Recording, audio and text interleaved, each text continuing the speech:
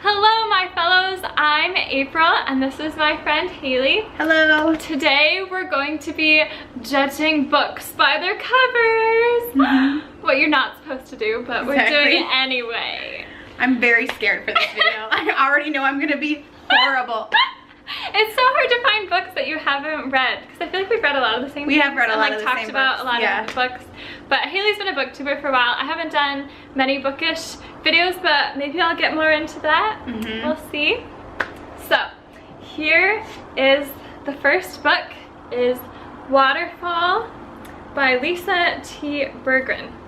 So what do you think it's about? Well, when you first said the title, I was thinking like mermaids. But that doesn't look like a mermaid, so it's like, but it, like, there's a castle in the background. Yeah. So I feel like it's some like English country, like somewhere in like the England area, because we don't really have castles here. England area, like England, Scotland, those older countries that have castles. So it's so interesting that when we think of castles, we automatically are like England, but actually a lot of other countries have castles. It's so weird that our minds just go to England. It's true, but like those ones are like the most, like ones we know about. Ones we know, yeah. Like true. And like when I went to Asia, like you don't really see castles that much there because it's so modernized. Like there's not really any castles. Yeah. But, all right. So a castle. What do you think happens to like the characters? The characters. Yeah. Like what's like? I mean, I feel like she is like, she looks like she's running away in this because she's looking back, but she's facing this way. So it looks like she's running away from something. This looks like, oh no, that's just a mark. I thought this was a necklace, but it's like a reflection. Yeah. But there was like a reflection that looked like the chain of a necklace, but it's just a symbol. I don't know. Is she like a princess of some sort that's like a secret, like it's like a secret princess and she's running away from her responsibilities? I don't know. Alright, is that it? Yeah, okay. That's all I got. So another like clue, I guess, is that it's called the River of Time series. So it is a series, and it is also like a Christian fiction series. But so it's the River of Time series. So she goes back in time. Mermaids? The river of Time. Yeah.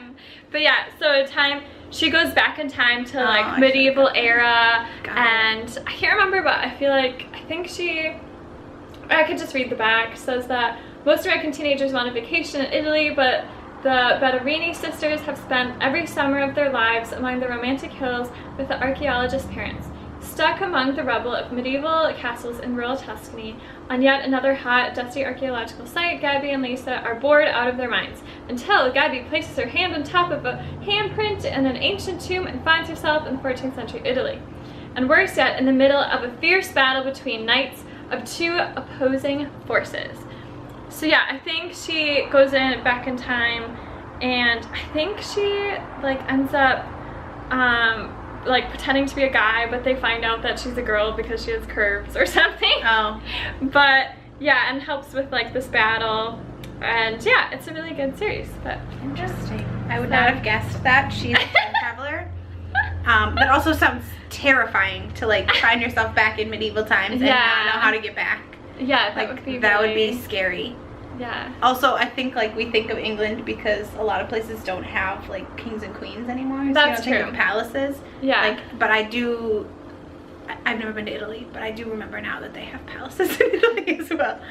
Here's the next one. Fahrenheit 451 by Ray Bradbury. This one I'm very scared about because I should have like, it's a classic. As an English major, I should have read this book, but I didn't have to, and so I've never read it, and that's one of the things I'm very upset about. I read this in like Sun literature class because like, look at all the post-it notes. That's crazy. I read like, when we were supposed to read like all those classics, I always read the ones that nobody else wanted to read. So like I read The Handmaid's Tale when we were supposed to read a post-apocalyptic book, so I didn't read this one. Oh, because yeah, I think this was one choice of like many. Yeah. When I took the class. Yeah. And I took the one that nobody else wanted, and now it's a very popular show on Hulu that I haven't watched because I don't want to be on the bandwagon. That's how I am. So I feel like I think it's like about burning books. I think now that I look at this picture of this like paper on fire, and there's books on the thing. I do remember that one part of it, like there's banning books because they're not allowed or something. For some reason they're not allowed. And I'm sure there's someone who decides to save books because we clearly still have books. And and like that's kind of the theme of like dystopian novels, is like that there's someone who saves the day by banding against the government and saying we should get to read books. I'm saving all these books. But that's all I got. Okay, yeah, that's pretty close. That's a good illustration for the cover. The main character is a fireman who's supposed to start fires to burn books, and then he ends up picking some up and reading them and talking to a professor who told him of a future in which people could think. And also, I can't remember exactly because it's been a while since I've read this, but I think it's a dystopian where if someone has a strength, like if you're beautiful, you have to have like something to like bring it back or something. Like you have to like get your nose enlarged or something so you're not as beautiful, so that everyone's kind of on the same like playing field. So if you're like really smart, you have to like dumb yourself down. Yeah, sort of? Okay. Which is really interesting. But yeah, really good. Yeah, but you did well. Good job. Yeah. I've heard about all these classics. I've not read them all. There's so on my many. list. I think I have one on my shelf. I haven't read it. Alright, the next one is The Best of Me by Nicholas Sparks. I'm also upset about this one because I've read so many Nicholas Sparks ones that I have to remember which one this is. And there's so many movies, and it's so hard to remember which one's which. Yeah, was this one made into a movie? Yeah, I'm pretty sure this is the movie. Okay, okay. It's so, there's like a couple. The one I was thinking earlier is not the one, because I remember that's Safe Haven. That's the one I was thinking of. I'm pretty sure I read this one. I want to say that like, I want to say there's something about a car accident. And someone like she hit someone, or he hit someone, and they like don't want to tell the other one that they did it. And they become like friends, and they start getting really close, and then it comes out. I want to say that that's what this one is. Is that this one? No. That's not this one. There's one that's like something about a car accident. I wonder which one that is. I don't know. I have to look it up now on my phone, but I'm pretty sure there's not a car accident, but it's been at least a few years since I've read this one, so I could be wrong. But I don't remember there being a car accident. But this one is where like these two teenagers fall in love in the summertime, and then something happens and they can't be together. I think he's like on the wrong side of the neighborhood or something like that. Yeah. And then I can't remember if he like goes after war or something. Maybe, I don't remember. I think, yeah, he like moved, she moves away, I think, and he stays. Oh, you might be right, yeah. Yeah. And so then, like years, it says 25 years later, they had an older person that they were both friends with, and they die and get invited to the funeral. And I can't remember if they like inherit things from this person or not, but this kind of like brings them together again. They both get the cabin, I think, like his cabin. Oh, you might be right. And they have to decide if they want to sell it or like what they want to do with it. I remember now because it's got that my gosh, what's his name? The actor. Oh, I love him. What is his name? He was in the Hairspray movie. Oh yeah. Oh my gosh. gosh. His name. He played Corny Collins. He's in this. I love him. I remember that. And like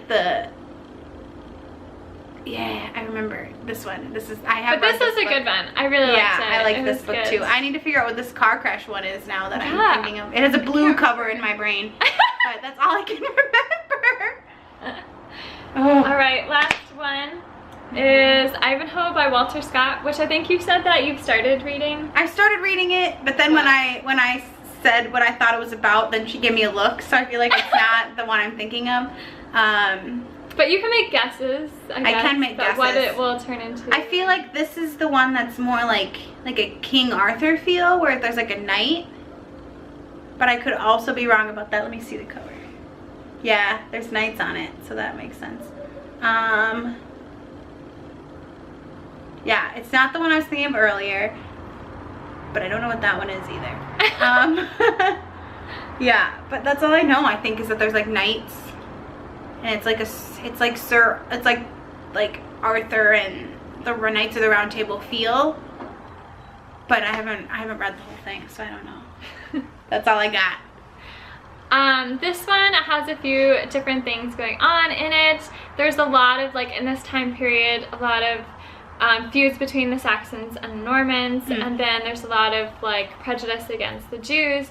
But this specific character wanted to marry someone that his dad didn't want him to marry after going on the crusade when he comes back.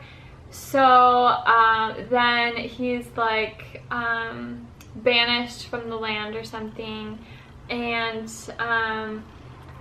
he wants this girl that he's not supposed to have, and then he meets another girl that's Jewish, and the like power struggle is between the noble King Richard and his evil and scheming brother John. Yeah, I think that's about it. But yeah, good book. Knights of the Round Table-esque. Yeah. So you actually did pretty well. Yeah. Good job, Hayley. And yeah, I'm proud of myself, actually.